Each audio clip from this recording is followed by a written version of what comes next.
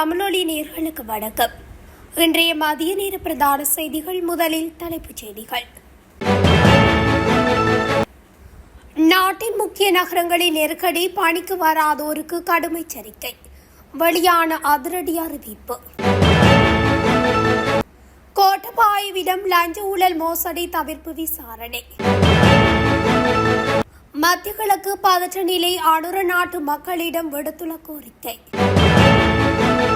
மத்திய கிழக்கில் உள்ள இலங்கையர்களுக்கு வெளியான முக்கிய அறிவிப்பு. நள்ளிரவில் முதல் சடுதியாக அதிகரிக்கும் எரிவாயு விலை. இலங்கைக்கு அருகில் சடலங்களோடு மிதந்த கப்பல், அமெரிக்கா செய்த செயலை பகிரங்கப்படுத்தும் ஈரான்.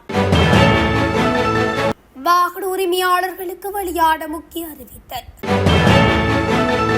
வீட்டிலிருந்து வேலை செய்ய அனுமதித்த வெளிநாடுகள், எரிபொருள் விலை அதிகரிப்பின் எதிரொலி. பெட்ரோல் டீசல் வாங்கும் மக்களுக்கு கடுமையான எச்சரிக்கை. இலங்கையில் மீண்டும் QR முறை. சாதாரண தர மாணவர்களுக்கு அறிவிப்பு.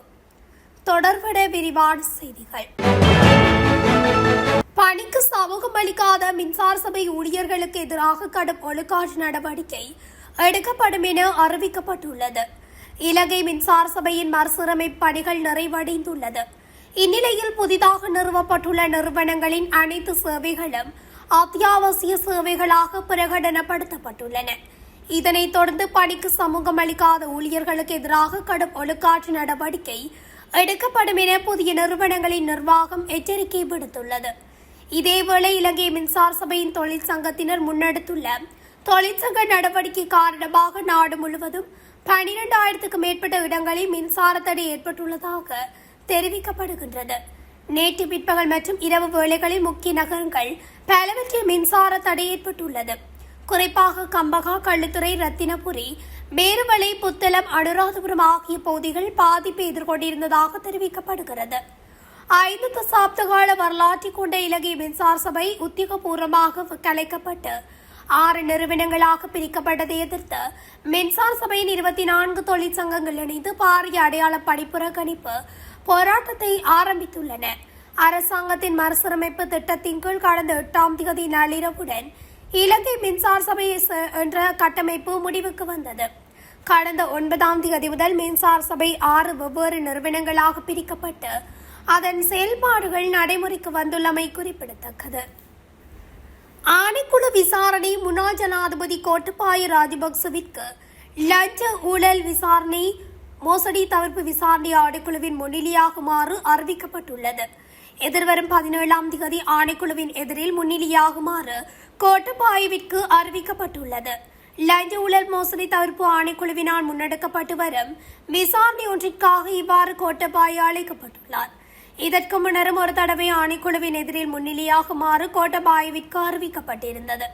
எனினும் தான் சிங்கப்பூருக்கு பயணம் செய்வதால் குறித்த திகதியில் முன்னிலையாக முடியாது என கோட்டபாய ராஜபக்ச கடந்த பிப்ரவரி மாதம் 12ஆம் தேதி ஆணைக்குழுவிற்கு எழுத்து மூலம் அறிவித்திருந்தார். எனவே தமக்கு வேறு ஒரு திகதியை ஒதுக்கி தருமாறு கோட்டபாய ராஜபக்ச எழுத்து மூலம் கோரியிருந்தார். இந்த கோரிக்கைக்கு அமைவாக இந்த மாதம் 17ஆம் தேதி கோட்டபாய ராஜபக்சவிடம் விசாரணை நடத்தப்பட்டுள்ளதாக கூறப்படுகிறது. தலைநகர் கொழும்புக்கு அருகாமையில் உள்ள குடியிருப்பு தொகுதியொன்றின் சில வீடுகளை சட்டத்திற்கு முரணான வகையில் சிலருக்கு வழங்குவதற்காக பரிந்துரை செய்து கடிதங்கள் வழங்கியமை தொடர்பில் இந்த விசாரணைகள் முன்னெடுக்கப்பட்டு வருவதாக தெரிவிக்கப்படுகிறது. மத்திய கிழக்கு நிலவும் போர்ச்சூழலுக்கு மத்தியிலும் அடுத்த 2 மாதங்களுக்கு தடையின்றி எரிபொருள் மற்றும் எரிசக்தி விநியோகத்தை உறுதிப்படுத்துவதற்கான அனைத்து ஏற்பாடுகளும் செய்யப்பட்டுள்ளதாக ஜனாதிபதி அனுரகுமார் திசாநாயக்க தெரிவித்துள்ளார். இன்று கொழும்பில் நடைபெற்ற நிகழ்வொன்றில் உரையாற்றும் போது அவர் இதனை குறிப்பிட்டுள்ளார். மத்திய கிழக்கு மோதல்களால் எத்தகைய சவால்கள் ஏற்பட்டாலும் இன்னும் 2 மாதங்களுக்கு தேவையான எரிசக்தி கையிருப்பு உறுதி செய்யப்பட்டுள்ளது.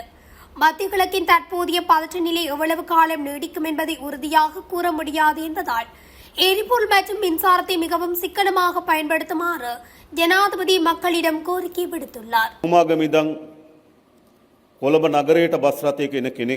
மத்திய கிழக்கில் வசிக்கும் இலங்கையர்களுக்கு தேவையான அவசரகால வசதிகளை மேற்கொள்வதற்காக தூதரகங்களுக்கு விசேட நிதி ஒதுக்கீடு செய்யப்பட்டுள்ளதாக தெரிவிக்கப்பட்டுள்ளது. குறித்த விடயத்தை இலங்கை வெளிநாட்டு வேலைவாய்ப்பு பணியகத்தின் தலைவர் கோஷல விக்ரமசிங்க தெரிவித்துள்ளார். ஊடகங்களுக்கு கருத்து தெரிவிக்கும் போதே அவர் இதனை குறிப்பிட்டுள்ளார். இதன் அடிப்படையில் மத்திய கிழக்கில் உள்ள இலங்கை தூதரகங்கள் ஊடாக இலங்கையர்களுக்கு தேவையான பாதுகாப்பு மற்றும் அடிப்படை வசதிகளை உறுதிப்படுத்த இந்த நிதி பயன்படுத்தப்படும் என அவர் குறிப்பிட்டுள்ளார். பிராந்தியத்தில் மோதல் நிலைமை நிலவிய போதிலும் இலங்கையர்கள் வேலை வாய்ப்புக்காக மத்திய கிழக்கு நாடுகளுக்கு செல்வதில் எவ்வித தடைகளும் இல்லை எனவும் வெளியேற்ற நடவடிக்கைகள் வழமை போல் தொடர்வதாகவும் அவர் குறிப்பிட்டுள்ளார். இதன் அடிப்படையில் அங்குள்ள இலங்கையர்களின் பாதுகாப்பு குறித்து பணியகம் மற்றும் தூதரகங்கள் தொடர்ச்சியாக கண்காணித்து வருவதாகவும் அவசர தேவைகளுக்காக தயாராக இருப்பதாகவும் தெரிவிக்கப்பட்டுள்ளமை குறிப்பிடத்தக்கது.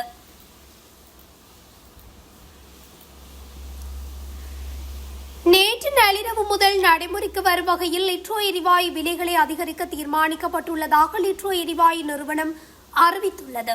அதன்படி 12.5 கிலோகிராம் எரிவாயு சிலிண்டரின் விலை 300 ரூபாவால் அதிகரிக்கப்பட்டுள்ள நிலையில் அதன் புதிய விலை 3990 ரூபாவாகும். இதேவேளை 5 கிலோகிராம் எரிவாயு சிலிண்டரின் விலை 120 ரூபாவால் அதிகரிக்கப்பட்டுள்ள நிலையில் அதன் புதிய விலை 1602 ரூபாவாகும். மேலும் 2.3 கிலோகிராம் எரிவாயு சிலிண்டரின் விலை 56 ரூபாவால் அதிகரிக்கப்பட்டுள்ள நிலையில் அதன் புதிய விலை 750 ரூபாவாகும். இலங்கை கடற்பரப்பிற்கு அருகில் இந்த மாத தொடக்கத்தில் தமது ஜூரிஸ் டெனா கப்பல் மூழ்கடிக்கப்பட்ட சம்பவத்தின் போது மீட்பு நடவடிக்கைகளை அமெரிக்கா தடுத்ததாக ஈரான் குற்றம் சுமத்தியுள்ளது. இந்திய கடற்படையுடனான கூட்டு கடற்படை பயிற்சி மற்றும் துறைமுக விஜயத்திற்காக அழைக்கப்பட்டிருந்த நிலையிலே கடந்த புதன்கிழமை இந்தியா மற்றும் இலங்கை கடற்கரை ஓரங்களுக்கு அருகில் இக்கப்பல் தாக்கப்பட்டதாக ஈரான் வெளிவிவகார அமைச்சின் ஊடக பேச்சாளர் இஸ்மாயில் பகாய் தெரிவித்துள்ளார்.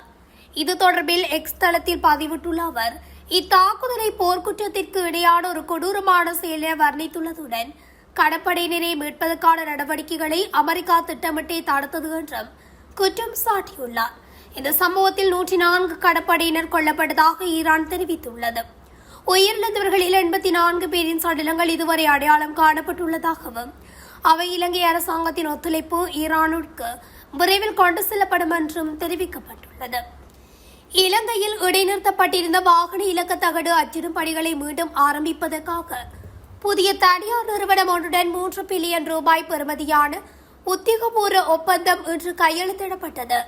இதுகுறித்து ஊடகங்களுக்கு கருத்து தெரிவித்த மோட்டார் போக்குவரத்து ஆணையாளர் நாயகம் கமலமரசிங்க அமைச்சரவையின் அங்கீகாரம் மற்றும் சட்டமா அதிபரின் ஆலோசனையின் பேரில் நீண்டகால கொள்முதல் செயல்முறைக்கு பின்னரே இந்த 5 ஆண்டுகால ஒப்பந்தம் வழங்கப்பட்டுள்ளதாக குறிப்பிட்டுள்ளார்.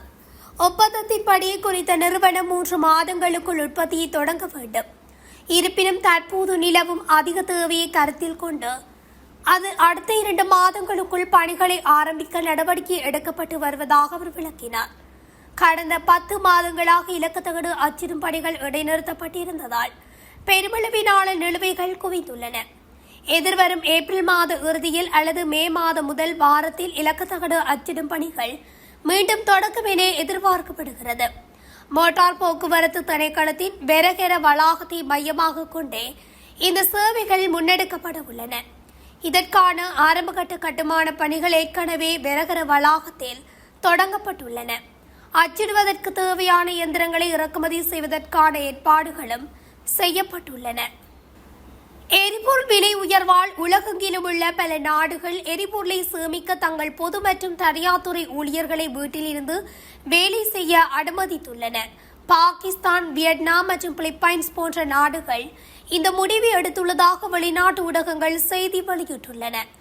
அண்டை நாடான பாகிஸ்தான் தனது பொது ஊழியர்களை வாரத்தில் 4 நாட்கள் மட்டுமே வேலை செய்ய உத்தரவிட்டுள்ளதாகவும் 3 நாட்கள் விடுமுறை அளித்துள்ளதாகவும் அந்நாட்டு வட்டாரங்கள் தெரிவிக்கின்றன. சனி மற்றும் ஞாயிற்றுக்கிழமைகளுக்கு கூடுதலாக வெள்ளிக்கிழமையும் விடுமுறை அளிக்கப்பட்டுள்ளதாக அந்த வட்டாரங்கள் கூறுகின்றன. ஈத் முபாரக் எனப்படும் பண்டிகை நாள் வரை நாட்டில் உள்ள அனைத்து பள்ளிகளும் மூடப்பட்டுள்ளன என்றும் கூறப்பட்டுள்ளது. சில வெளிநாட்டு பயணங்கள் ரத்து செய்யப்பட்டுள்ளன. மேலும் மக்கள் லிப்ட் பயன்படுத்துவதை நிறுத்திவிட்டு படிக்கட்டுகளை பயன்படுத்த அதிகாரிகள் உத்தரவிட்டுள்ளனர். தாய்லாந்து அரசு ஊழியர்கள் வீட்டிலிருந்து வேலை செய்ய வேண்டும் என்று பிரதமர் உத்தரவிட்டுள்ளார். இது மார்ச் 10 நேற்று முதல் நடைமுறைக்கு வந்துள்ளது. எரிபொருளுக்கான QR முறையை மீண்டும் நடைமுறைப்படுத்தியதன் மூலம் எரிபொருள் இருப்பை முறையாக மேலாண்மை செய்திருக்க முடியும் என பெட்ரோலிய கூட்டுத்தாபனத்தின் முன்னாள் பதில் தலைவரும் பொது பயன்பாடுகள் ஆணைக்குழுவின் முன்னாள் பெட்ரோலிய ஆலோசகருமான சிறில் சுதுவெல்ல தெரிவித்துள்ளார். எரிபொருள் விலையை அதிகரிப்பதற்கு பதிலாக இந்த நடவடிக்கையை எடுத்திருக்கலாம் என அவர் குறிப்பிட்டுள்ளார். ஊடகம் ஒன்றுக்கு கருத்து தெரிவிக்கும் போதே அவர் இந்த விடயத்தை கூறியதுடன் மேலும் நாட்டில் எரிபொருள் விநியோகத்தில் ஈடுபடும் பல்தேசிய நிறுவனங்கள் விலை அதிகரிப்பின் மூலம் மேலதிக லாபத்தை ஈட்ட முடிந்துள்ளதாகவும் அவர் குறிப்பிட்டுள்ளார். இலங்கையில் 2022 ஆண்டு ஏற்பட்ட பொருளாதார நெருக்கடி மற்றும் எரிபொருள் தட்டுப்பாடு காரணமாக நீண்ட வரிசைகள் ஏற்பட்டன. இதனைத் தொடர்ந்து இலங்கையில் எரிபொருள் QR முறை முதலில் அறிமுகப்படுத்தப்பட்டது. ஒவ்வொரு வாகனத்துக்கும் QR குறியீடு வழங்கப்பட்டது. இதனால் வரிசைகள் குறைந்தன. சட்டவிரோத பதுக்கல் தடுக்கப்பட்டது. எரிபொருள் இறக்குமதி செலவு குறைந்தது. இந்த நிலையில் தற்போது பலரும் எரிபொருளுக்கான QR முறையை மீண்டும் நடைமுறைப்படுத்துமாறு கோரிக்கை விடுத்து வருகின்றனர். இவ்வாறான சூழலில் இலங்கை பெட்ரோலிய கூட்டுத்தாபனத்தின் தலைவர் உள்ளிட்ட அதிகாரிகள் தெரிவிக்கையில் போதிய எரிபொருள் கையிருப்பு உள்ளதால் QR முறை தேவையில்லை எனவும் பெட்ரோல் மற்றும் டீசல் கையிருப்பானது போதுமான அளவில் உள்ளது எனவும் கூறியுள்ளனர். இதேவேளை அமைச்சரவை பேச்சாளர் நலிந்த ஜெதிச மற்றும் எரிசக்தி பிரதியமைச்சர் முகமது இல்ஜாஸ் முகமது அர்கம் ஆகியோர் தெரிவிக்கையில் பொதுமக்கள் அதிகமாக எரிபொருள் சேமித்து பதுக்கினால் QR முறை மீண்டும் அறிமுகப்படுத்தப்படும் என எச்சரித்துள்ளார். மேலும் எரிபொருளுக்கான QR முறை தற்போது அவசியமில்லை என்ற போதும் எரிபொருள் தட்டுப்பாடு ஏற்பட்டால் அல்லது பதுக்கல் கட்டுப்படுத்த முடியாவிட்டால் குறித்த நடைமுறையை கொண்டுவர தயாராக இருப்பதாக பெட்ரோலிய கூட்டுத்தாபன அதிகாரிகள் குறிப்பிட்டுள்ளனர். கல்வி பொது தராதர சாதனத்தர பரீட்சை விடைத்தாள் மதிப்பீட்டு நடவடிக்கைகள் நாளை ஆரம்பமாக உள்ளது. நாளைய தினம் முதல் எதிர்வரும் 23ஆம் தேதி வரையில் முதல்கட்ட பரீட்சை விடைத்தாள் மதிப்பீட்டு நடவடிக்கைகள் முன்னெடுக்கப்பட உள்ளது. இலங்கை பரீட்சைகள் திணைக்களம் இந்த தகவல்களை அதிகாரப்பூர்வமாக வெளியிட்டுள்ளது. மேலும் 2ஆம் கட்ட பரீட்சை மதிப்பீட்டு நடவடிக்கைகள் எதிர்வரும் ஏப்ரல் மாதம் 1ஆம் தேதி தொடக்கம் 10ஆம் தேதி வரை நடத்தப்படும் என அறிவிக்கப்பட்டுள்ளது. கல்வி பொது தராதர சாதனத்தர பரீட்சையின் பிரயோக பரீட்சைகள் எதிர்வரும் ஏப்ரல் மாதம் 22ஆம் தேதி தொடக்கம் 30ஆம் தேதி வரையில் நடாத்துவதற்கு திட்டமிடப்பட்டுள்ளதாக தெரிவிக்கப்படுகிறது. சாதாரண பரீட்சை பெறுபவர்கள் ஏப்ரல் மாதம் 30ஆம் தேதிக்கு பின்னர் எதிர்பார்க்க முடியும் என பரீட்சைகள் திணைக்களம் அண்மையில் தகவல் வெளியிட்டிருந்தமை குறிப்பிடத்தக்கது. இத்துடன் தமிழொலியின் இன்றைய மதிய நேர பிரதான செய்திகள் நிறைவடைகின்றன. தொடர்ச்சியாக செய்திகளை அறிந்து கொள்ள தமிழொலி ஊடகத்துடன் இணைந்திருங்கள். நன்றி, வணக்கம். தமிழொலி ஒரே பார்வையில் இன்றைய செய்திகளை உடனுக்குடன் தெரிந்து கொள்ள தமிழொலி யூடியூப் தளத்தை சப்ஸ்கிரைப் செய்து இந்த வீடியோ பிடிச்சிருந்தா லைக் பண்ணுங்க, கமெண்ட் பண்ணுங்க, ஷேர் பண்ணுங்க. மறக்காம கீழே இருக்கிற பெல் ஐகானை கிளிக் பண்ணுங்க.